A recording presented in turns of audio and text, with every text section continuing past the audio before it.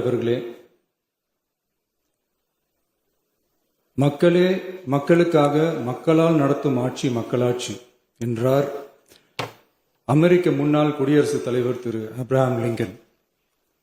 இன்றைக்கு அமைந்துள்ள மக்களாட்சி மலர்வதற்கு மக்களிடம் உள்ள பெரும் எதிர்பார்ப்பு, அவர்களுடைய எதிர்பார்ப்புகளை இப்பேரவையின் கவனத்திற்கு கொண்டு வந்து அதனை செயல்படுத்துவதற்கான திட்டங்களை, சட்டங்களை அமல்படுத்த வேண்டிய பொறுப்பு இப்பேரவைக்கு உள்ளது.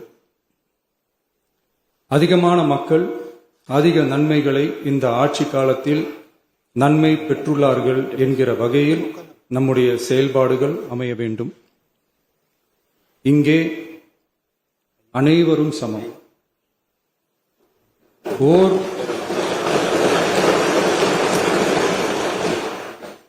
ஓர் உறுப்பினரை கொண்ட கட்சிகள் இங்கே இடம் பெற்றிருந்தாலும் அவர்களுடைய கருத்துகளுக்கும் அதிக எண்ணிக்கை பெற்ற தமிழக வெற்றிக் கழக உறுப்பினர்கள் தெரிவிக்கும் கருத்துகளுக்கும் சமமாகவே மதிப்பளிக்கப்பட்டு நல்லவை ஏற்கப்பட்டு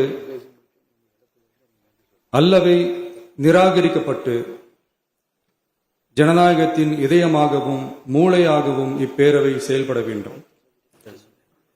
அதற்குரிய வகையில் பெருமை வாய்ந்த வரலாற்று சிறப்பு கொண்ட இப்பேரவையை நடத்தி செல்லும் பண்பை பெற்றுள்ளவரையே தமிழக வெற்றிக் கழகம் முன்மொழிந்து தாங்கள் இன்றைக்கு இந்த ஆசனத்தில் அமர்ந்துள்ளீர்கள்.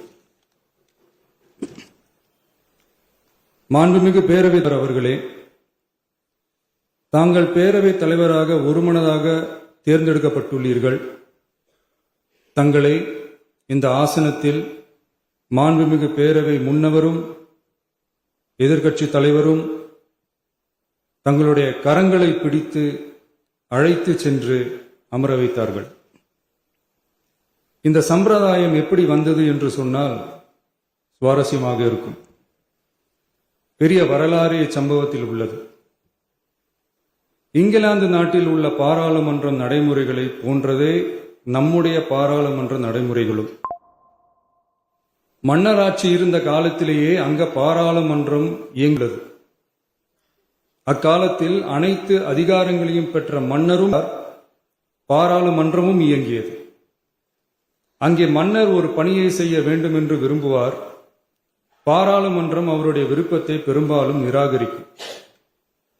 மன்னர் விரும்பிய காரியத்தை பாராளுமன்றம் நிராகரித்து விட்டது என்கிற செய்தியை மன்னருக்கு சொல்ல வேண்டியவர் பாராளுமன்ற தலைவர், ஸ்பீக்கர் என்பார்கள்.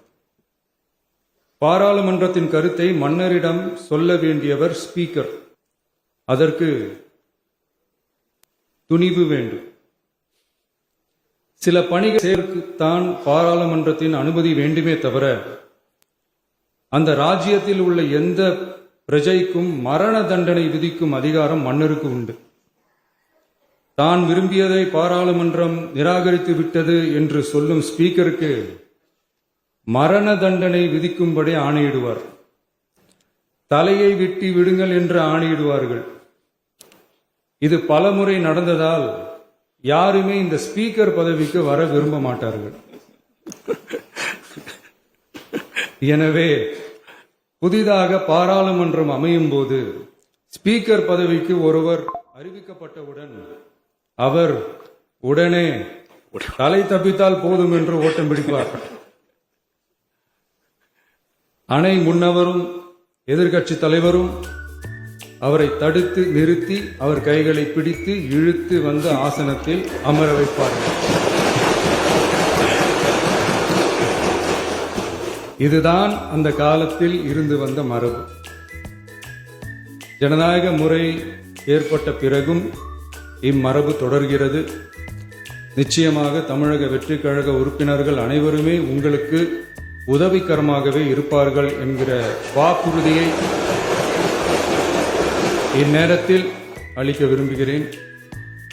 பேரவையின் மாண்பையும் கண்ணியத்தையும் பேரவை உறுப்பினர்களின் கண்ணியத்தையும் காக்க வேண்டிய பொறுப்பை உங்களிடத்தில் ஒப்படைத்திருக்கிறார்கள். தற்காலிக பேரவைத் தலைவர் பொறுப்பில் மிக சிறப்பாக பணியாற்றிய நம்முடைய உறுப்பினர் திரு மூவி கருப்பையா அவர்களை சந்திக்க நேற்றுக்கு சென்றிருந்தேன். அங்கே முந்தைய பேரவைத் தலைவர்கள் படங்களை கண்ணுற்ற போது, அவர்களை பற்றி அறிந்த போது உண்மையிலே எனக்கு பெருமிதம் தந்தது.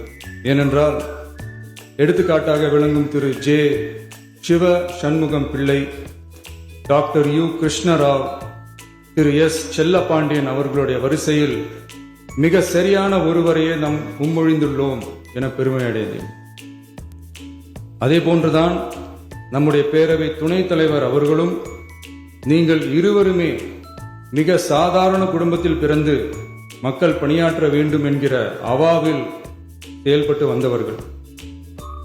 குணம் நாடி குற்றமும் நாடி அவற்றுள் மிகை நாடி மிக்க கொளல் எனும் வள்ளுவரின் வாய்மொழிக்கேற்ப சட்டமன்ற நடவடிக்கைகள் சீராக, செம்மையாக, அமைதியாக நடைபெறும் வகையிலும் சட்டமன்ற ஜனநாயக பண்புகள், நெறிமுறைகள் பேணி பாதுகாக்கப்படும் வகையிலும் இந்த அவைக்கு பேரவைத் தலைவரும் பேரவை துணைத் தலைவரும் பெருமை சேர்ப்பீர்கள் எனும் நம்பிக்கை எனக்கு உண்டு.